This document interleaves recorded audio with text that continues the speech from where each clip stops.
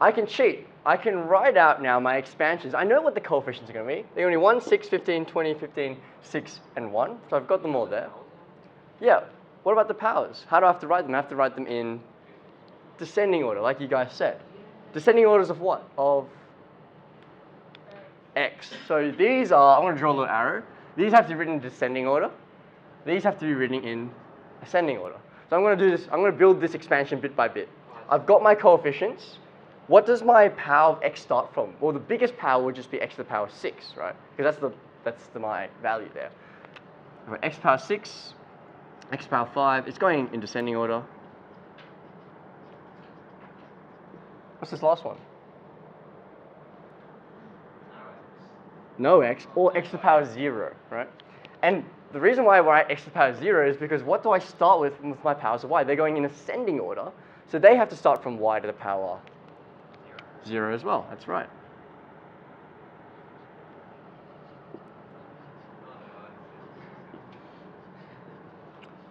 Another thing you might notice is look at these powers. And this is a way you can check that you've written this out right, because if we're kind of using this way, it's hard to check it algebraically because I'm just kind of assembling it. Another way you can check is look at these powers. What do they all sum up to? 6. They all sum up to 6. That's one way that you can check that you're getting this right. Because the powers of x are descending from 6 to 0. The powers of y are ascending from 0 to 6. And if I just assemble this all together, so these should all be addition, by the way. I'll get something that looks like this.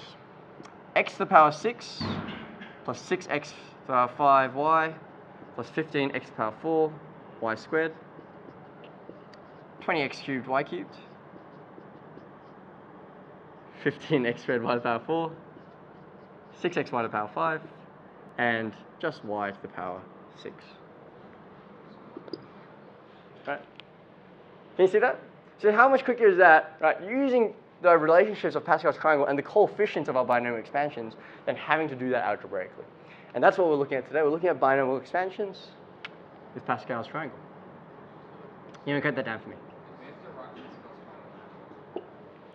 Do you have to write it down? Or do you get a copy of it like your reference sheet? It's just like, it's just got Pascal's triangle on it. Maybe, I don't know. Right, so essentially, when we're looking at this, right, because I know that Pascal's triangle contains all the coefficients of a binomial expansion, I essentially want to do a couple of things when I want to expand anything. Rather than expanding it algebraically, here's what I want to do.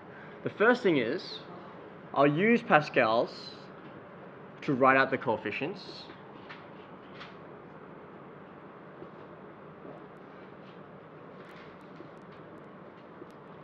I'm going to say for x plus y to the power n now. So this is for any kind of expansion, right?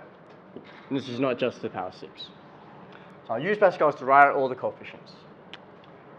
The second thing you want to do is you want to write out the left term in decreasing powers.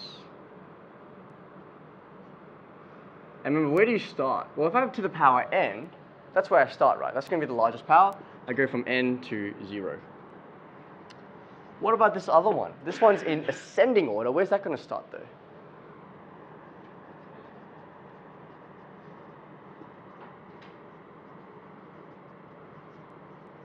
Where does it start? 0, right. So from 0 to n. And again, you have to be very careful there because if you start from the wrong one, right, it's going to stuff up the whole expansion. Again, what's the way you can check? Well, as long as your powers of those terms, as long as they're adding up to whatever your n value is, whatever that number is outside, then you know you've done it correctly. So let's look at p plus q or cubed. So it doesn't really matter what variables you have now. You can always apply this ideal. I know in Pascal's triangle, the coefficients are 1, 3, 1. Right. Now, that's step 1. I've written out the coefficients. Let's write out the left term in decreasing order. So what's my n value? It's 3 here. Yep. And then we're just going down each time. Nice. And I may write in a different color so I don't get confused. My q starts from power 0. And I'll go 1, 2, 3. And these are all summed together. So we just simplify these all out. So 1 times q to the power 0, that's just 1. That's p cubed. 3p squared q. That's 3p q squared plus q cubed. And that would have been very similar to the expansion that you had before as well, right? Just with different variables.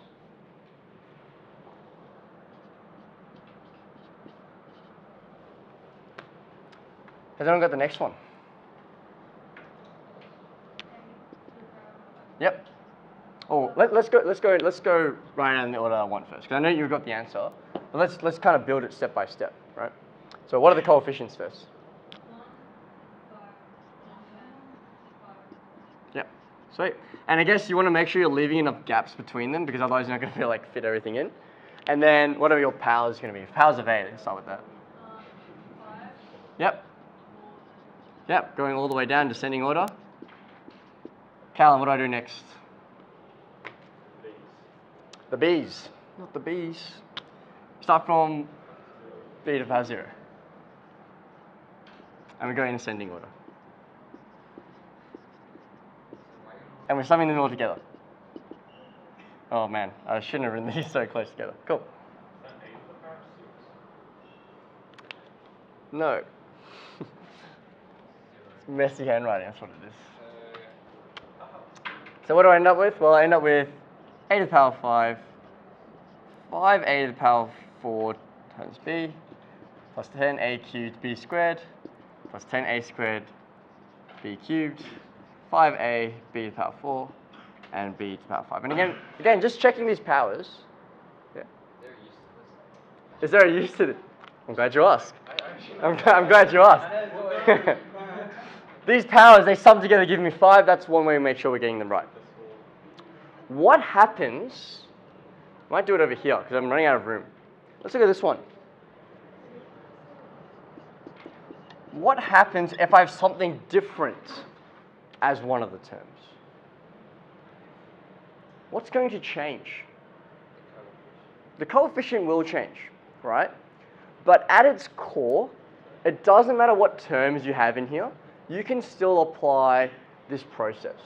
And I'll show you why. If you use Pascal triangle to write out the coefficients first, so again, using to the power 4, that's 1, 4, 6, 6, 4, 1, yeah. If I write out the left terms in decreasing order, what is the left term? It's 1. So, in fact, you can write it out. But it's actually not going to matter. Why? Because, well, anything to the 1 to the power anything is just going to be, yeah, it's just going to be 1. So you can write it in there just to make sure you're doing it correctly, but it's not going to affect the actual expansion. What is going to affect the expansion, though, is this right term. The right term we have to write in decreasing powers, but what actually is the right term here? 2a. So I'm not just going to have, y to the power 0 or b to the power 0. I'm going to have 2a to the power 0. That whole thing is to the power, right?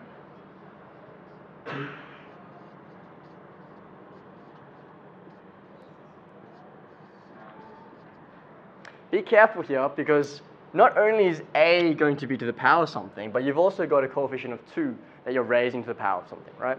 So this first one is just going to be 1. That makes it nice and easy. What's going to happen here? I've got 4 times 2, that's 8a. Again, being careful here, I've got 6 times 2 squared, or 4, it's 24, a squared, plus, 4 times 2 cubed, or 4 times 8. What did you say, sir? Yeah. No, that's right. And I just had a mind blank there. And then this last one, what's that? Yeah. Cool. You see that?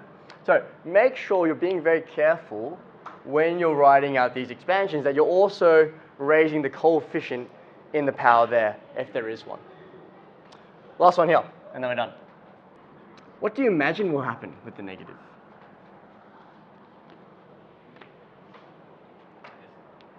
If you think about this, right? X minus y all squared, you can expand that out.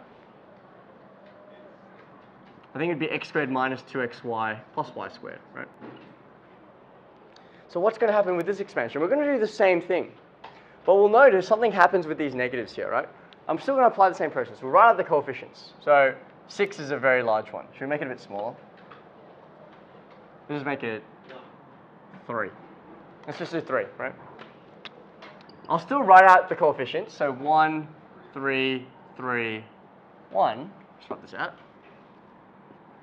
And I can still apply this idea. The left term is going to be in decreasing powers. But again, what's this one? This one's just 1. It's not going to matter, so I can just leave it. What is interesting, though, is this one. What's the right term?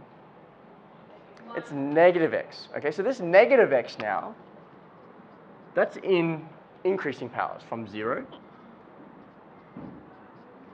So traditionally, I would have written pluses for all of these. But now what's going to happen? I'm still going to separate these terms with an addition symbol. Okay, but what you'll notice is, right, this one, that's anything power 0 is just 1. That's fine. What happens here? I've got negative 3x.